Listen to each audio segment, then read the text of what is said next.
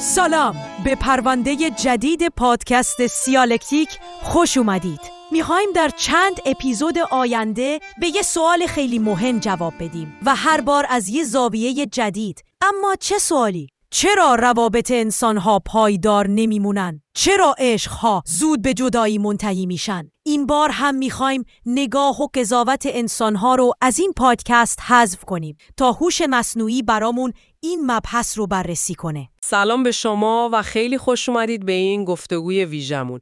امروز میخوایم بریم سراغ یه بحث خیلی مهم و شاید کمی پیچیده. روابط عاشقانه. تا حالا فکر کردین چرا بعضی رابطه ها اینقدر خوب پیش میرن و آدما شکوفا میشن ولی بعضیای دیگه انگار همیشه توی چرخه درگیری و ناراحتی گیر کردن؟ منبع اصلی ما برای این بحث کتاب خیلی خوبه اتچد یا همون دلبسته است، نوشته دکتر امیر لوین و ریچل هلر. این کتاب خب یافته‌های علمی درباره نظریه دلبستگی بزرگسالان رو برداشته و تبدیلش کرده به راهنمایی‌های کاربردی.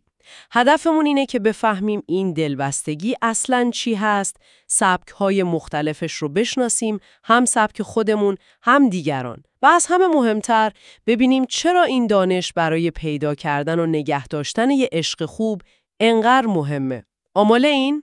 حتماً. موضوع فوق‌العاده‌ایه و واقعاً میتونه نگاهتون رو هم به خودتون هم به روابطتون عوض کنه. امروز یه سفری داریم به دنیای دلبستگی. اول میگیم اصلاً چی هست و ریشه هاش کجاست. بعدش میریم سراغ 3 سبک اصلی: ایمن، مضطرب و اجتنابی. یه تصور غلط رایج در مورد وابستگی رو هم بررسی می‌کنیم و می‌بینیم چرا لزوماً بد نیست. از اهمیت پایگاه امن حرف می‌زنیم و اینکه چطور این سبک‌ها رو تشخیص بدیم و آخرش هم می‌رسیم به اون ترکیب چالش برانگیز، یعنی مضطرب و اجتنابی، و اینکه چطور میشه به سمت امنیت حرکت کرد. عالیه. خب پس بیایم از همین اول شروع کنیم. وقتی میگیم دلبستگی دقیقاً منظور چیه؟ حس میکنم خیلی عمیق‌تر از یه حس خوب زودگذره. درسته؟ دقیقاً همینطوره. آره، این فقط یه احساس گرم و نرم نیست. ببینید، نظریه دلبستگی که اول جان بولبی مطرحش کرد میگه این نیاز ما به یه پیوند عاطفی قوی و نزدیک با آدمای خاص زندگیمون یه نیاز بیولوژیک و تکاملیه، یعنی تو ژن‌های ماست. تکاملی؟ یعنی برای بقای ما لازم بوده؟ بله، دقیقاً. برای بقای گونه انسان خیلی حیاتی بوده. در واقع مغز ما یه سیستم خاص داره. بهش میگن سیستم دلبستگی. کارش اینه که این پیماندهای مهم رو اول با والدین، بعداً با فرزندان و البته خب با شریک عاطفیمون بسازه و حفظ کنه. آها، پس اون بیقراری و گریه های بچه ها وقتی از مادرشون جدا میشن که بهش میگن رفتارهای اعتراضی، ربطش به همینه؟ دقیقاً. اون رفتارها تلاش غریزی بچه است برای اینکه دوباره به مراقبش نزدیک بشه. و نکته جالب اینه که این سیستم دلبستگی و رفتارهای مربوط بهش تو بزرگسالی از بین نمیره. فقط شاید یکم پیچیده تر خودش رو نشون بده. وقتی حس میکنیم شریکمون از نظر عاطفی دوره یا رابطمون تهدید شده، این سیستم فعال میشه و ممکنه کارهایی بکنیم که هدفش برگردوندن اون نزدیکیه. مثلا هی زنگ بزنیم یا چکش کنیم. مغز ما انگار طوری برنامه ریزی شده که شریک عاطفی رو منبع امنیت بدونه. حتی تو دنیای امروز این نیاز به نزدیکی با اون فرد خاص همیشه با ما هست. وای، این خیلی جالبه، چون دقیقاً برعکس چیزیه که معمولاً میشنویم. مدام میگن وابسته نباش، خودت باش، نمیدونم هموابستگی بده، ولی این کتاب انگار میگه این حرفا با طبیعت ما جور در نمیاد. یعنی وابستگی لزوماً بد نیست. دقیقاً. این یکی از پیام‌های خیلی مهم و شاید یکم تکون دهنده کتابه. نویسنده‌ها میگن که فرهنگ مدرن، مخصوصاً بعضی جنبه‌های روانشناسی عامه‌پسند، با این تأکید زیاد روی استقلال کامل، اون نیاز اصلی ما به دلبستگی رو انگار نادیده گرفته، حتی بدنامش کرده. در حالی که علم، به خصوص علم اعصاب، یه چیز دیگه میگه. وقتی ما به یکی عمیقاً دلبسته میشیم، در سطح فیزیولوژیکی انگار با اون آدم یکی میشیم، یه واحد رو تشکیل میدیم. حضورش، بودنش کنار ما میتونه مستقیما روی سیستم عصبیمون اثر بذاره. فشار خون، ضربان قلب، تنفس، حتی هورمون‌های استرس مثل کورتیزول. پس اون آزمایش معروف MRI که میگفتن وقتی دست همسرت رو میگیری واکنش مغز به درد کم میشه، دقیقاً همینو نشون میده؟ بله. اون مطالعه و مطالعات شبیه بهش خیلی قشنگ نشون میدن که حضور یه شریک حامی مثل یه مسکن طبیعی برای مغزه. و اینجاست که میرسیم به اون پارادوکس وابستگی که خیلی جالبه. برخلاف اون تصور رایج که میگه وابستگی جلوی استقلال رو میگیره، کتاب میگه اتفاقاً برعکسه. یعنی چی برعکسه؟ یعنی راز استقلال واقعی در یه وابستگی سالم و مؤثره.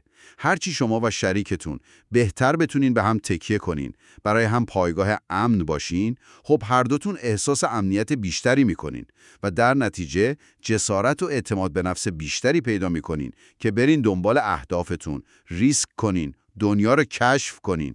پس یه وابستگی سالم نه تنها استقلال رو خراب نمیکنه که تقویتش هم میکنه. این نگاه واقعاً همه چیزو عوض میکنه. خیلی قدرتمنده. خب حالا که فهمیدیم دلبستگی چقدر مهمه، بریم سراغ اون 3 سبک اصلی که گفتین: ایمن، مضطرب و اجتنابی. اینا دقیقاً چی هستن و چطور روی رابطه هامون اثر میذارن؟ گاهی اینقدر روابط گیج کننده است، شاید فهمیدن اینا یه کلیدی باشه. دقیقاً. این سبک‌ها در واقع الگوهای نسبتاً پایداری هستن که نگاه ما به صمیمیت، انتظاراتمون از شریک عاطفی و رفتارهامون تو روابط نزدیک رو شکل میدن. اولیش سبک ایمن، سیکیور هست. این آدما که خوشبختانه حدود نصف جمعیت رو تشکیل میدن، با صمیمیت و نزدیکی راحتن. معمولاً نگاه مثبتی هم به خودشون دارن، هم به دیگران. میتونن نیازها و احساساتشون رو راحت و مستقیم بگن و به نیازهای طرف مقابلشون هم حساسن و پاسخ میدن. در کل حس امنیت دارن توی رابطه. خب نصف جمعیت خوبه. بعد سبک مضطرب، انگژس رو داریم. اینا حدود 20% جمعیتن. خیلی تشنه نزدیکی و صمیمیتن، ولی همزمان خیلی نگرانن که نکنه طرفشون به اندازه کافی دوستشون نداشته باشه یا ترکشون کنه. سیستم دلبستگیشون خیلی حساسه. به کوچکترین نشونه دوری یا بی‌توجهی واکنش نشون میده. ذهنشون خیلی درگیر رابطه است. درسته. و از سومیش سبک اجتنابیه، اوایدنت است. اینا حدود 25%. 1% کمی هم ترکیب این دوتا هستن. این گروه صمیمیت رو مساوی میدونن با از دست دادن استقلال و هویت خودشون. برای همین سعی میکنن یه فاصله عاطفی رو حفظ کنن. از نزدیکی زیاد خوششون نمیاد. ممکنه شریکشون رو زیادی چسبنده یا نیازمند ببینن و تمایل دارن روی عیب‌های کوچیک طرف مقابل تمرکز کنن تا این فاصله رو توجیه کنن. خیلی جالبه این درصدها.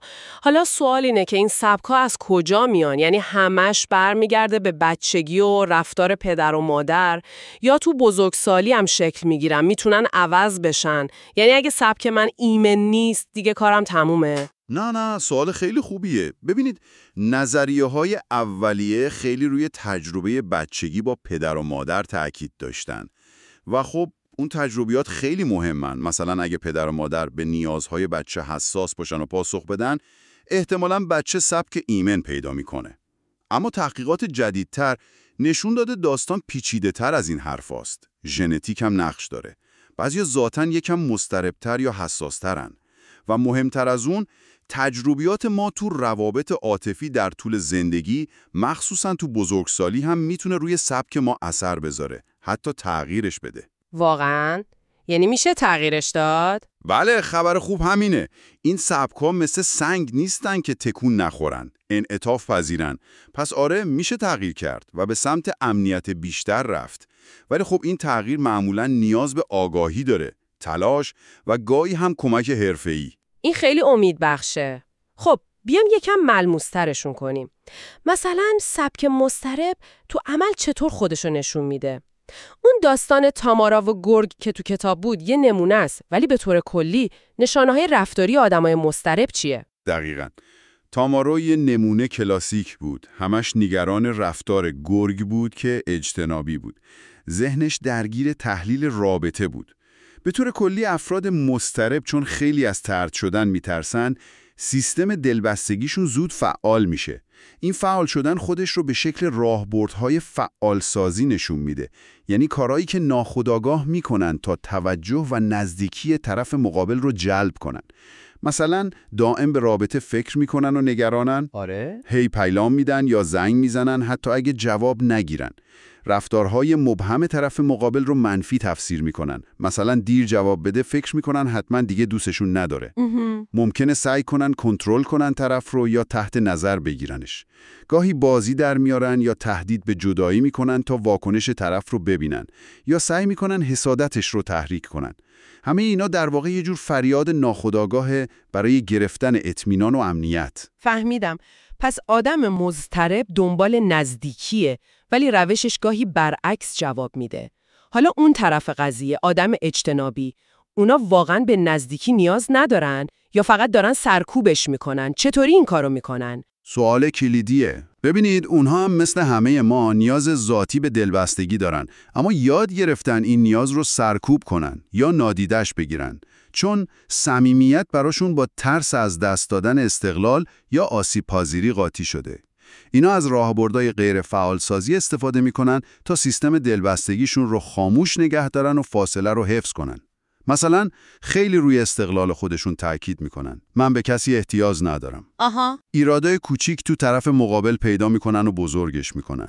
ممکنه تو ذهنشون یه عشق ایدئال بسازن یا هی از عشق سابق افسانه‌ایشون یاد کنن تا رابطه فعلی رو بی‌ارزش کنن. پیام‌های مبهم در مورد تعهد آینده رابطه میفرستن. از نزدیکی فیزیکی یا عاطفی زیاد دوری میکنن. مثلا راحت دوستت دارم نمیگن یا بعد از رابطه جنسی فاصله میگیرن. راز نگه میدارن یا انگار یه زندگی‌های کوچیک موازی دارن. جالبه که حتی وقتی اینا به ظاهر بی‌تفاوتن، مطالعات فیزیولوژیک نشون داده بدنشون تو موقعیت‌های استرس‌های رابطه واکنش نشون میده. ولی فعالانه این واکنش‌ها رو سرکوب میکنن. وای چقدر پیچیده. حالا برسیم به اون گروه خوششانس، یعنی آدمای با سبک ایمن. اینا واقعاً مثل سوپرمن‌های روابط به نظر میان. چی باعث میشه اونا انقدر فرق کنن و بتونن روابط سالم بسازن؟ لقب سوپرمن شاید یکم اغراق باشه، ولی خب واقعاً مهارت‌های ارتباطی و عاطفی قوی‌تری دارن. آدمای ایمن با صمیمیت راحتن، اون رو یه بخش خوب و لذت بخش زندگی میدونن. معمولاً نگاه مثبتی به خودشون و شریکشون دارن. مهمترین ویژگیشون توانایی ارتباط مؤثر هست. ارتباط مؤثر یعنی چی؟ یعنی میتونن نیازها، احساسات و مرزهاشون رو خیلی واضح، صادقانه و محترمانه بگن، بدون اینکه حالت دفاعی بگیرن یا طرف رو سرزنش کنن. همینطور خوب میتونن نشانه‌های کلامی و غیر کلامی طرف مقابل رو بفهمن و به نیازاش جواب بدن. وقتی اختلافی پیش میاد، به جای بازی در آوردن یا فرار کردن، سعی میکنن مشکل رو حل کنن. حتی ممکنه از اون تعارض استفاده کنن تا رابطه رو عمیق‌تر کنن. یه نکته جالب دیگه هم هست که بهش میگن اثر حفاظتی. یعنی چی؟ یعنی حضور یه شریک ایمن میتونه به مرور زمان به شریک غیر ایمنش، چه مضطرب چه اجتنابی، کمک کنه که احساس امنیت بیشتری کنه و به سمت سبک ایمن بره. این مفهوم پایگاه امن که چند بار گفتین به نظر خیلی کلیدیه و انگار با اون پارادوکس وابستگی هم ربط داره. میشه یکم بیشتر بازش کنین؟ چطور یه رابطه میتونه مثل یه لنگرگاه امن باشه؟ دقیقاً. پایگاه امن یا سکیور بیس یکی از اصلی ترین مفاهیم نظریه دلبستگیه. از کارهای مری انزورث همکار بولبی میاد و اون آزمایش معروفش با بچه‌ها که بهش میگن موقعیت ناآشنا. انزورث دید بچه‌هایی که مادرشون تو اتاق هست، یعنی پایگاه امنشون هست، با خیال راحت شروع میکنن به گشتن تو محیط و بازی کردن. وقتی مادر میرفت بیرون مضطرب میشدن، وقتی برمیگشت میرفتن سمتش آروم میشدن و دوباره میرفتن سراغ بازی. تو بزرگسالی هم دقیقاً همینه. شریک عاطفی ما میتونه و خب در حالت ایدئال باید نقش این پایگاه امن رو بازی کنه. یعنی کسی باشه که میدونیم هوامونو داره، حمایتمون میکنه و وقتی اوضاع سخته میتونیم بهش تکیه کنیم. وقتی این حس امنیت درونی باشه، ما آزاد میشیم که ریسک کنیم، خلاق باشیم، دنبال اهداف شغلی و شخصیمون با جسارت بیشتری بریم و پتانسیل هامون رو شکوفا کنیم. تحقیقات دکتر بروک فینی هم خیلی قشنگ نشون داده وقتی شریکمون ما رو تو رسیدن به اهدافمون تشویق میکنه و حمایت میکنه، نه تنها عزت نفسمون میره بالا، بلکه احتمال موفقیتمون هم بیشتر میشه. پس داشتن یه پایگاه امن مثل سکوی پرتاب ما به دنیای بیرونه. این واقعاً قدرتمنده. خب حالا که اینقدر در مورد این سبک‌ها و اهمیتشون حرف زدیم، میرسیم به سوال عملی. چطور میتونیم سبک دلبستگی خودمون رو بفهمیم یا حتی مهمتر سبک کسی که تازه باش آشنا شدیم یا تو رابطه هستیم؟ این کار به نظر سخت میاد. گفتین کتاب پرسشنامه داره، ولی راه دیگه‌ای هم هست؟ چه سرنخایی رو باید دنبال کنیم؟ سوال خیلی مهمیه و حق با شماست. راستش همیشه هم ساده نیست. پرسشنامه‌هایی مثل اون ECR که تو کتاب هست میتونه یه نقطه شروع خوب باشه، یه دید کلی بهتون بده. ولی فقط تکیه به پرسشنامه کافی نیست. مهمتر از اون مشاهده دقیق الگوهای رفتاری و کلامی طرف مقابله.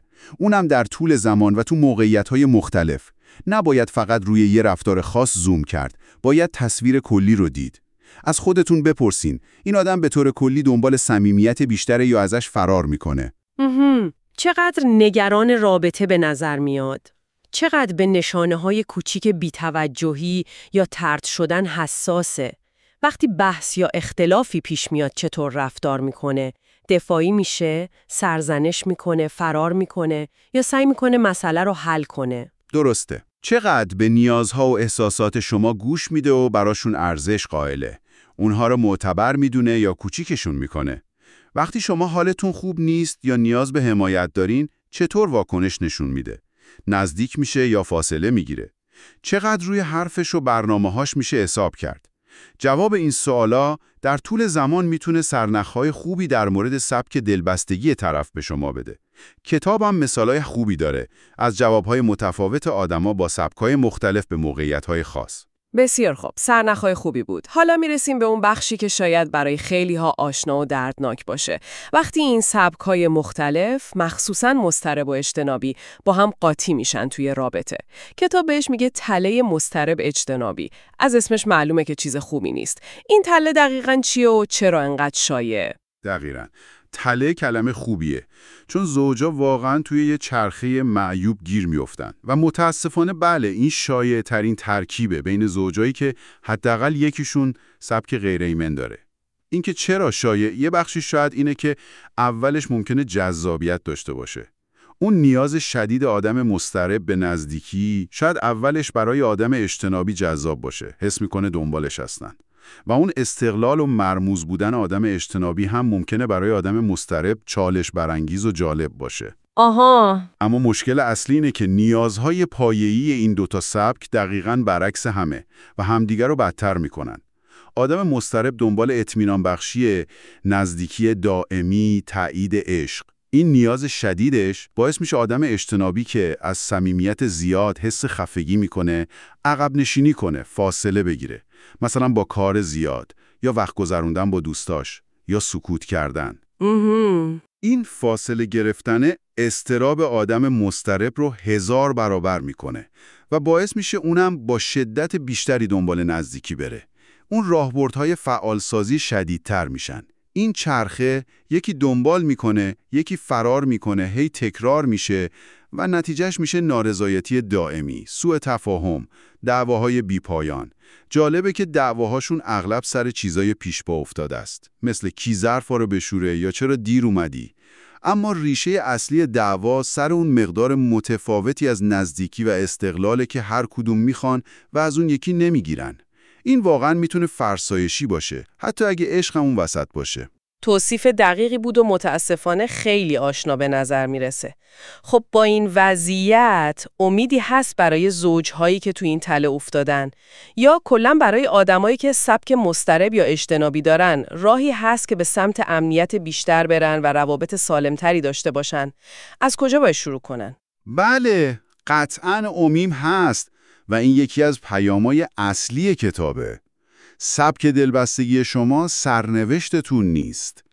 اولین و مهمترین قدم مثل همیشه آگاهی هست. آگاهی، اینکه شما سبک دلبستگی خودتون و اون الگوهای رفتاری که باهاش میاد رو بشناسید.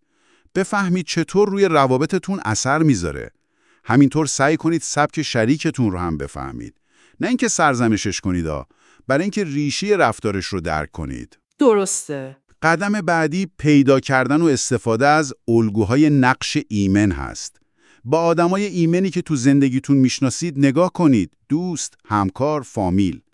ببینید اونا چطور ارتباط برقرار میکنن. چطور با اختلاف نظر کنار میان. چطور نیازشون رو میگن. ازشون یاد بگیرید. و شاید کلیدی ترین ابزار یاد گرفتن و تمرین ارتباط مؤثر باشه. این یه مهارته که میتونه کل دینامیک رابطه رو عوض کنه. این ارتباط مؤثر دقیقاً شامل چه چیزایی میشه؟ یعنی فقط حرف زدن یا تکنیک خاصی داره؟ به نظر میرسه اینجاست که واقعاً میشه تغییر ایجاد کرد، نه؟ یعنی یاد بگیریم چطور نیازمون رو بگیم بدون اینکه طرف مقابل گارد بگیره؟ دقیقاً. این فراتر از صرفاً حرف زدنه. یه سری اصول و تکنیک داره که کمکتون میکنه نیازها و احساساتتون رو طوری بگید که شنیده بشه و به نتیجه خوب برسه. کتاب چند تا اصل کلیدی میگه. اول، صادق باشید و آسیب پذیریتون رو نشون بدید. به جای بازی در آوردن یا اون رفتارهای اعتراضی، حس واقعیتون رو بگید. دوم، روی نیازهای خودتون تمرکز کنید. به جای اینکه بگید تو هیچ وقت یا تو همیشه، از جملات من استفاده کنید. مثلا به جای تو اصلا به من توجه نمی کنی، بگید من احساس تنهایی می کنم و نیاز دارم وقت بیشتری با هم بگذرونیم. آها، با من شروع کنیم؟ بله. سوم، قاطر باشید. نیازهای شما مهمن. لازم نیست برای داشتن نیازهای عاطفی عذرخواهی کنید. چهارم، سرزنش نکنید. هدف حل مسئله است، نه پیدا کردن مقصر. و پنجم، صریح باشید. پیام‌های دو پهلو نفرستید. دقیقاً بگید چی می‌خواید و چه انتظاری دارید. یاد گرفتن اینا مخصوصاً برای آدمای مضطرب کمک میکنه از اون راهبردهای فعالسازی دست بردارن و نیازشون رو مستقیم بگن. برای آدمای اجتنابی هم کمک میکنه نیاز خودشون به فضا یا استقلال رو طوری بگن که کمتر تهدیدآمیز باشه و اضطراب طرف مقابل رو فعال نکنه. کتاب 5 تا اصل ایمن برای حل تعارض هم میگه که خیلی کاربردیه. مثل اینکه روی مشکل فعلی تمرکز کنیم و تعمیمش ندیم و هر دو طرف بخوان که راه حل پیدا کنن. بسیار عالی. فکر می‌کنم به یه درک خیلی خوب و روشن از نظریه دلبستگی بزرگسالان و کاربردهاش رسیدیم. اگه بخوایم یه جمع‌بندی سریع بکنیم، مهمترین نکاتی که باید یادمون بمونه ایناست. اول، دلبستگی نیاز بیولوژیکی اساسیه، نه یه ضعف یا وابستگی ناسالم. دوم، 3 تا سبک اصلی داریم: ایمن، مضطرب، اجتنابی، که الگوهای ما تو رابطه رو شکل میدن. سوم، اون پارادوکس جالب: وابستگی سالم کلید استقلاله. چهارم، داشتن یه پایگاه امن تو رابطه برای رشد هر دو نفر حیاتیه. و پنجم، خبر خوب اینه که این سبک‌ها قابل تغییرن و با آگاهی، الگوبرداری و مخصوصاً یاد گرفتن ارتباط مؤثر میتونیم روابطمون رو بهتر کنیم. درک اینا واقعاً مثل اینه که یه نقش راه داشته باشیم برای دنیای پیچیده روابط. به آدم قدرت انتخاب میده. دقیقاً همینطوره. و به عنوان نکته پایانی میخوام این سوال رو برای شمایی که میشنوید مطرح کنم که با خودتون بهش فکر کنید. حالا که این اطلاعات رو در مورد سبک‌های دلبستگی دارید، وقتی به روابط گذشته یا الان خودتون یا حتی روابط اطرافیانتون نگاه میکنید، چه الگوهایی رو میبینید که قبلاً متوجهش نبودید؟ چه رفتارهایی از خودتون یا دیگران الان براتون معنیدارتر شده؟ و مهمتر از همه، فهمیدن این الگوها چطور میتونه نگاه شما و رفتارتون تو روابط آینده رو تغییر بده و کمکتون کنه انتخاب‌های آگاهانه تری داشته باشید. این خودآگاهی اولین قدم بزرگه برای ساختن روابطی که واقعاً لیاقتش رو دارید. امروز می‌خوایم بریم سراغ یکی از شاید بشه گفت پیچیده ترین دینامیک ها توی روابط عاطفی. موضوعی که توی کتاب Attached یا همون وابسته از امیر لوین و ریچل هلر خیلی خوب بهش پرداخته شده. یعنی چالش‌ها و البته امکان موفقیت روابطی بین یه فرد با سبک دلبستگی مضطرب و یه فرد با سبک اجتنابی. حالا و سوال اصلی که مطرح میشه اینه که آیا واقعا شدنیه؟ یعنی یه زوج با این ترکیب خب ذاتاً متضاد، مضطرب و اجتنابی میتونن آخرش به یه رابطه امن و رضایت بخش برسن؟ یا اینکه اون تفاوت‌های اساسی توی نیازهاشون اونقدر عمیقه که این راه رو اگه نگیم غیر ممکنه حداقل خیلی خیلی سخت و فرسایشی میکنه؟ خب ببین، موضع من اینه که هرچند مسیر واقعا سختیه، نمیشه انکار کرد، ولی با آگاهی، با درک متقابل و خب البته تلاش هدفمند، این پتانسیل هست که حتی همچین روابطی هم به سمت امنیت بیشتر حرکت کنن. و خب نگاه، من یکم بدبینانه ترش شاید، من فکر میکنم این تضادها اونقدر ریشه‌ای و بنیادین هستن که بیشتر وقتها منجر به یه چرخه معیوب نارضایتی و سوء تفاهم میشن و راستش رسیدن به اون امنیت پایداری که میگیم اگه نشدنی نباشه خیلی دور از دسترسه و هزینه عاطفی وحشتناکی داره. ببینید، خب هیچ کس نمیگه چالش نداره. کاملا واضحه که وقتی یکی همش دنبال نزدیک شدن و گرفتن اطمینان خاطره و اون یکی از صمیمیت زیاد حس خفگی بهش دست میده و فاصله میگیره، خب تنش به وجود میاد. اما نکته کلیدی اینجاست که این الگوها لزوماً تقدیر حتمی رابطه نیستن. میدونی؟ کتاب وابسته خیلی روی مفهوم انعطاف پذیری یا همون پلاستیسیتی سبکای دلبستگی مانور میده. یعنی چی؟ یعنی خب با اینکه این سبکا توی طول زمان نسبتاً پایدارن، ولی تجربیات ما مخصوصاً تو بزرگسالی و روابط فعلیمون و از همه مهمتر تلاش آگاهانه خود ما میتونه روشون اثر بذاره و حتی تغییرشون بده. اینو توی فصلهای 7 و 9 کتاب قشنگ توضیح داده. حالا چجوری میشه این کارو کرد؟ کتاب یه سری راهکار میده، مثلا برجسته سازی امنیت یا priming for security، یعنی فعالانه سعی کنیم خاطرات یا آدمایی که حس امنیت بهمون میدن رو بیاریم تو ذهنمون تا با یه ذهنیت امن‌تر وارد رابطه بشیم. یا مثلا استفاده از ابزاری مثل فهرست روابط relationship inventory که تو فصل 9 هست و کمک میکنه الگوهای تکراری تو روابطمون و اون باورهای اصلیمون درباره صمیمیت رو پیدا کنیم و ببینیم مثلا از کجا میان. ولی خب قدم اول همونطور که گفتم شناختن این الگوهای رفتاریه.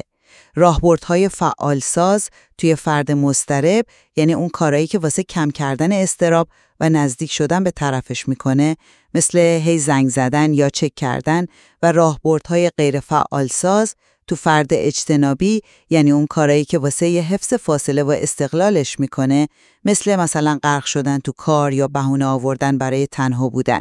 وقتی اینا رو بشناسیم تازه میتونیم شروع کنیم به مدیریت کردنشون. پس آره، به نظر من پتانسیل بهبود هست، ولی خب کار میبره دیگه. اینکه به پتانسیل تغییر اشاره میکنید و ابزارها خب قابل درکه، حرفی توش نیست.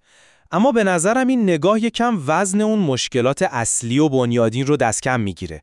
ببین، تضادی که داریم ازش حرف میزنیم صرفاً یه اختلاف سلیقه نیست. این ریشه تو سیستم دلبستگی افراد داره، یعنی تو نیازهای تقریباً متضادشون به نزدیکی و استقلال. فرد مضطرب واسه این که آروم بشه، هیجاناتش تنظیم بشه، به صمیمیت و در دسترس بودن شریکش نیاز داره. در حالی که برای فرد اجتنابی همون سطح از صمیمیت میتونه حس تهدید به استقلالش رو بده و باعث شه عقب نشینی کنه. کتاب خیلی دقیق از تله مضطرب اجتنابی توی فصل 8 حرف میزنه. این یه چرخه واقعاً فرساینده است.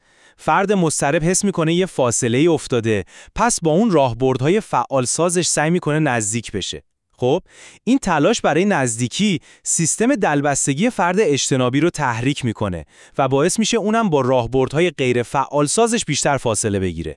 این فاصله گرفتن اضطراب فرد مضطرب رو بیشتر میکنه و دوباره همین چرخه تکرار میشه. نتیجهش چیه؟ فصل 8 میگه هر دو طرف توی منطقه خطر رابطه گیر میکنن. رابطه که پر از بی‌ثباتیه، حتی اگه سالهای سالم طول بکشه، رضایت بخش نیست. دعواهاشون هم معمولاً سر چیزای الکی و بی ربطه، چون نمیتونن یا شاید نمیخوان سر موضوع اصلی یعنی همون میزان صمیمیت حرف بزنن. فرد اجتنابی حتی ممکنه با نزدیکترین آدم زندگیش یعنی شریک عاطفیش جوری رفتار کنه انگار دشمنشه و هر دو طرف یه حس گیر افتادن و درماندگی دارن. داستان مارشا و کریگ تو فصل 10 که کتاب میگه قشنگ نشون میده این دینامیک چقدر میتونه مخرب باشه و آخرش به قیمت نادیده گرفته شدن کامل نیازهای یه طرف تموم شه که اونم معمولا فرد مضطربه. این هزینه خیلی سنگینیه به نظرم، نمیشه خیلی راحت ازش گذشت. کاملا درسته. منم قبول دارم که این تضادها عمیقن و سطحی نیستن اصلا. دقیقا همونطور که گفتی ریشه توی نیازهای متفاوتی دارن که سیستم دلبستگیشون براشون ساخته. و بله اینم درسته که فرد اجتنابی ممکنه ناخودآگاه از همون نزدیکی و آسیب‌پذیری که برای حل کردن مشکل لازمه فرار کنه و خب این کار رو سخت میکنه.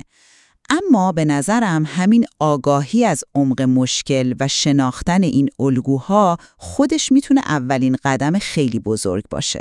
وقتی هر دو نفر بفهمن که این رفتارها از کجا میاد، که مثلا فاصله گرفتن فرد اجتنابی از روی بدجنسی نیست بلکه یه جور مکانیزم دفاعی یاد گرفته شده است، یا مثلا نیاز فرد مضطرب به اطمینان خاطر از روی ضعف نیست بلکه یه نیاز طبیعی دلبستگی اون، وقتی که یه فضایی برای یکم همدلی باز میشه.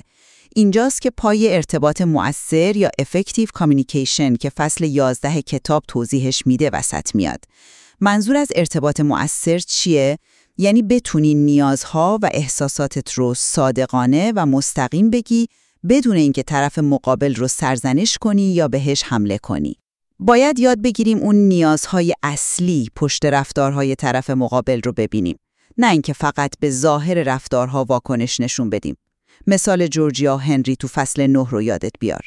هنری که اجتنابی بود نیاز داشت تو طول روز کاری تمرکز داشته باشه و تماس مداوم اذیتش میکرد. جورجیا که مضطرب بود از این بیخبری مضطرب میشد. با حرف زدن و فهمیدن نیازهای همدیگه به یه راه حل عملی رسیدن. هنری قبول کرد تو ساعتهای مشخصی یه پیام کوتاه بده تا جورجیا بدونه که به فکرش هست. این نشون میده که حتی با وجود تفاوت‌های زیاد، اگه آگاهی و یکم خلاقیت باشه، میشه راههایی برای نزدیک شدن پیدا کرد. آره، مثال خوبیه. ولی فکر نمی‌کنی این نگاه یه مقدار خوشبینانه است؟ ارتباط مؤثر خب روی کاغذ عالیه، ولی در عمل وقتی یکی از طرفین که معمولاً فرد اجتنابیه ذاتاً از سطح بالای صمیمیت و آسیب پذیری فراریه، رسیدن بهش خیلی سخته. یعنی وقتی فرد مضطرب با نیت خوب میخواد در مورد مشکل حرف بزنه و دنبال راه حله، فرد اجتنابی ممکنه اینو تعبیر کنه به یه تلاش برای کنترل یا نقد زدن یا نزدیکی بیش از حد و در جواب یا بحث رو عوض کنه یا سکوت کنه یا حتی حالت تدافعی بگیره. یه مشکل دیگه هم اینه که افراد اجتنابی همونطور که کتابم اشاره‌ای میکنه یه تمایلی دارن که مشکل رو بندازن گردن بیرون. یعنی به جای اینکه قبول کنن الگوهای درونی خودشون تو ایجاد مشکل نقش داره، شریک عاطفیشون رو مثلا زیادی حساس، نیازمند یا کنترلگر میدونن یا شرایط بیرونی رو مقصر میدونن. خب با این طرز فکر چطور میشه انتظار داشت که به راحتی وارد یه گفتگوی عمیق و صادقانه بشن که لازمش پذیرش مسئولیت و آسیب پذیریه؟ در نتیجه فرد مضطرب بارها و بارها با دیوار دفاعی یا سکوت روبرو میشه و حس میکنه نیازها شنیده نمیشه. این خودش دوباره همون چرخه معیوب تله مضطرب اجتنابی رو تقویت میکنه، نه اینکه ضعیفش کنه. نکته‌ای که در مورد سختی تغییر گفتی به خصوص توی فرد اجتنابی کاملا درسته و خب جای فکر داره. منم انکار نمی‌کنم که مقاومت در برابر تغییر ویژه وقتی پای الگوهای عمیق دلبستگی وسطه خیلی زیاده. اما بذار دوباره برگردیم به بحث انعطاف پذیری. آمارها نشون میدن که حدود 70 تا 75% آدم‌ها سبق دلبستگیشون تو طول زمان ثابته. این درسته. اما این یعنی 25 تا 30% افرادم تغییر میکنن. این عدد کمی نیست واقعاً. و این تغییر چجوری اتفاق میفته؟ دقیقاً تحت تاثیر همین چیزایی که گفتیم، تجربیات جدید تو بزرگسالی، روابط معنادار فعلی و از همه مهمتر، تلاش آگاهانه و هدفمند. تغییر چجوری اتفاق میفته؟ دقیقاً تحت تاثیر همین چیزایی که گفتیم.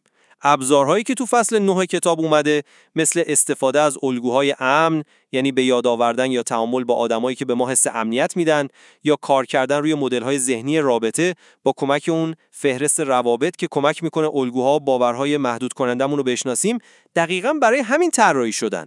هدفشون اینه که به آدما کمک کنن تا این باورهای ریشه‌ای رو به چالش بکشن و به تدریج تغییرشون بدن. این تغییر تو باورها کم کم میتونه به تغییر تو رفتارم منجر بشه.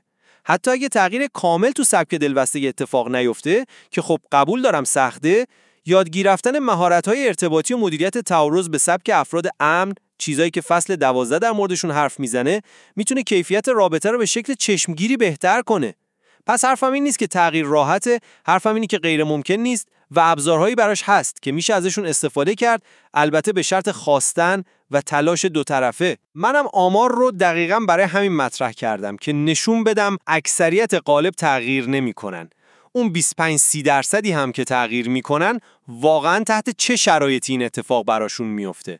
راهکارهای فصل 9 که شما به درستی بهشون اشاره کردی عالی‌ان، شکی نیست، اما یه پیش نیاز خیلی خیلی مهم دارن. سطح بالایی از خودآگاهی، پذیرش این که اصلاً یه مشکلی هست و مهمتر از همه تمایل فعالانه و واقعی برای تغییر در هر دو طرف رابطه. اینجاست که به نظر من قضیه پیچیده میشه. منم آمار رو دقیقاً برای همین مطرح کردم که نشون بدم اکثریت غالب تغییر نمی‌کنن. اون 25-30% هم که تغییر می‌کنن، واقعاً تحت چه شرایطی این اتفاق براشون میفته. راهکارهای فصل 9 که شما به درستی بهشون اشاره کردی عالی‌ان، شکی نیست، اما یه پیش نیاز خیلی خیلی مهم دارن. همونطور که قبلا هم گفتم، تمایل به خودکاوی عمیق و پذیرش آسیب پذیری دقیقاً اون چیزایی هستن که توی افراد با سبک اجتنابی کمتر دیده میشه. سیستم دلبستگیشون یه جوری شکل گرفته که از اینها فرار کنن. پس چقدر واقع بینانه است که انتظار داشته باشیم به راحتی بیان و این ابزارها رو به کار بگیرن. خیلی وقتا اونا ترجیح میدن رابطه رو ترک کنن یا مشکل رو گردن طرف مقابل بندازن تا اینکه بخوان روی خودشون کار کنن. حتی اگه تحت فشار یا برای حفظ ظاهر یه سری تغییرات رفتاری سطحی نشون بدن، خیلی محتمله که توی شرایط استرسا که اتفاقا روابط مضطرب اجتنابی پر از این شرایط استرساست، دوباره برگردن به همون الگوهای دفاعی و فاصله گیرانه قبلیشون. بنابراین با اینکه از نظر تئوری میگیم تغییر ممکنه، در عمل برای این ترکیب خاص به نظرم یه اتفاق نادره و نیازمند شرایط خیلی ایدئالیه که کمتر پیش میاد. شما به هزینه عاطفی اشاره کردی و این بخش واقعاً مهمه. منم اصلاً نمیخوام این هزینه رو کم اهمیت جلوه بدم. موندن توی اون چرخه معیوب مضطرب اجتنابی بدون هیچ آگاهی یا تلاشی برای تغییر قطعاً آسیبزاست. به خصوص برای فرد مضطرب که دائما داره با رفتارهای فاصله گیرانه، بی‌اعتنایی و گاهی حتی تحقیر روبرو میشه. همون جوری که توی داستان مارشا تو فصل 10 به شکل خیلی دردناکی دیدیم. این وضعیت میتونه عزت نفس آدم رو به شدت له کنه. اما نکته‌ای که میخوام روش تاکید کنم اینه. به نظرم هزینه موندن توی این چرخه بدون داشتن آگاهی و ابزار به مراتب بیشتر از هزینه تلاش برای تغییر یا حتی هزینه یک جدایی آگاهانه است. یکی از بزرگترین فایده‌های فهمیدن دینامیک‌های دلبستگی به خصوص برای فرد مضطرب اینه که میفهمه مشکل اصلی از اون نیست. میفهمه که نیازش به صمیمیت و اطمینان خاطر یه نیاز انسانی طبیعیه و واکنش‌های فاصله گیرانه شریک اجتنابیش بیشتر از الگوهای درونی خود اون فرد میاد تا از ناکافی بودن خودش. این درک همطور که آخر فصل 9 کتابم بهش اشاره میکنه فوق‌العاده قدرتمنده. این آگاهی به فرد کمک میکنه که اولاً خودش رو کمتر سرزنش کنه، ثانیاً بتونه مرزهای سالمتری برای خودش بذاره، ثالثاً شاید بتونه با استفاده از همون ابزارهای ارتباط مؤثر نیازهاش رو به شکل سازنده تری بگه و در نهایت اگه ببینه بهبود واقعاً ممکن نیست، با قدرت و شفافیت بیشتری تصمیم به جدایی بگیره و روند عبور از اون رو طی کنه. راهکارهایی که فصل 10 برای جدایی سالم میده هم تو همین راستا هستن. پس آگاهی حتی اگه مستقیما منجر به درست شدن رابطه نشه، باز هم ارزشمنده، چون به فرد قدرت انتخاب میده. دقیقاً. منم با این بخش از حرفت که آگاهی فی نفس ارزشمنده کاملا موافقم. چه برای بهتر کردن رابطه، چه برای مدیریت بهتر یه جدایی احتمالی، فهمیدن اینکه چی داره اتفاق میفته خب کلیدیه. اما نمیتونم از تأکید دوباره روی میزان آسیب عاطفی که این روابط به خصوص در حالت بدون آگاهی و بدون تلاش ایجاد میکنن چشم پوشی کنم. برای فرد مضطرب این یه فرسایش تدریجیه. تصور کن دائما توی حالت آماده باش و اضطراب زندگی کنی، منتظر نشونه بادی بی‌توجهی یا طرد شدن باشی و نیازهای اساسیت برای امنیت و صمیمیت مدام نادیده گرفته بشه یا حتی مسخره بشه. این فقط عزت نفس نیست که داغون میشه. سلامت روانی، تمرکز و حتی سلامت جسمی فردم میتونه تحت تاثیر قرار بگیره. از طرف دیگه نباید فکر کنیم فرد اجتنابی توی این رابطه خیلی خوشحال و راضیه. با وجود اون ظاهر مستقل و بی‌نیازش، تحقیقات و شواهد کتاب مثلا تو فصل 6 نشون میده که اونها هم معمولاً رضایت کمتری از رابطه دارن. اونها هم در یه حالت نارضایتی مزمن به سر میبرن، حس میکنن تحت فشارن، درک نمیشن یا نمیتونن خودشون باشن. پس وقتی از هزینه حرف میزنیم باید واقع بین باشیم. هزینه تلاش برای تغییر توی رابطه‌ای که تضاداش انقدر بنیادینه میتونه خیلی بالا باشه از نظر زمان، انرژی، فرسایش عاطفی و هیچ تضمینی هم برای موفقیت نهاییش نیست. گاهی وقتا پذیرش محدودیت‌های این ترکیب و تصمیم به جدایی هر چقدر که تو کوتاه مدت دردناک باشه، ممکنه سالم‌ترین و در نهایت کم هزینه‌ترین گزینه برای هر دو طرف تو دراز مدت باشه. در نهایت فکر می‌کنم هر دو تامون موافقیم که روابط مضطرب اجتنابی با چالش‌های خیلی جدی و خب منحصر به فردی روبرو هستن. اما همونطور که سعی کردم بگم، با درک عمیق الگوهای دلبستگی هر دو طرف، به کار گرفتن ابزارهای ارتباطی مؤثر و مهمتر از همه تعهد واقعی و دوجانبه به تغییر و رشد، این امکان وجود داره که این روابط هم به سمت امنیت، ثبات و رضایت بیشتر حرکت کنن. مسیر ممکنه خیلی سخت و پر از بالا و پایین باشه، قبول دارم، اما لزوماً یه بن‌بست نیست. و در حالی که منم قبول دارم که بهبود خب به لحاظ نظری غیر ممکن نیست، اما همچنان تأکید میکنم که اون تضاد ذاتی توی نیاز بنیادین به صمیمیت این روابط رو به شدت شکننده و مستعد نارضایت مزمن یا حتی شکست کامل میکنه. هزینه عاطفی این مسیر غالباً خیلی بالاست و احتمال رسیدن به یه موفقیت پایدار و رضایت بخش برای هر دو طرف بدون سازش‌های دردناک و یک جانبه که معمولاً بار سنگین‌ترش روی دوش فرد مضطربه به نظرم کم باقی میمونه. گاهی پذیرش واقع بینانه محدودیت‌های ذاتی این ترکیب یا حتی تصمیم به جدایی میتونه گزینه‌های سالم‌تر و منطقی‌تری باشه. واضحه که این بحث مثل خیلی از بحث‌های مربوط به روابط انسانی جواب ساده و سیاه و سفیدی نداره. نتیجه نهایی به عوامل خیلی زیادی بستگی داره، از جمله شدت الگوهای دلبستگی، میزان خودآگاهی آدما، انگیزشون برای تغییر، مهارت‌های ارتباطیشون و حتی شرایط و استرس‌های بیرونی که دارن تجربه میکنن. دقیقاً. و شاید مهمتر از این که بخوایم به یه نتیجه قطعی در مورد موفقیت یا شکست این ترکیب خاص برسیم، اینه که اهمیت کلی درک سبکای دلبستگی رو یادآوری کنیم.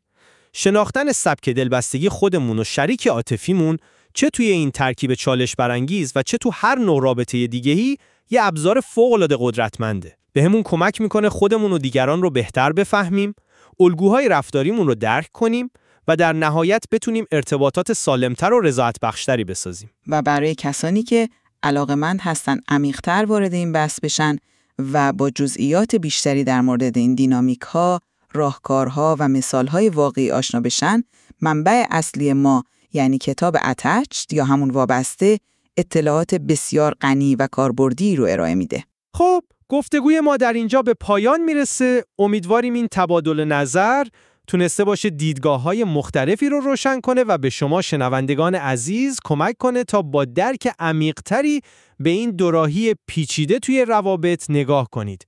قضاوت نهایی با خود شماست.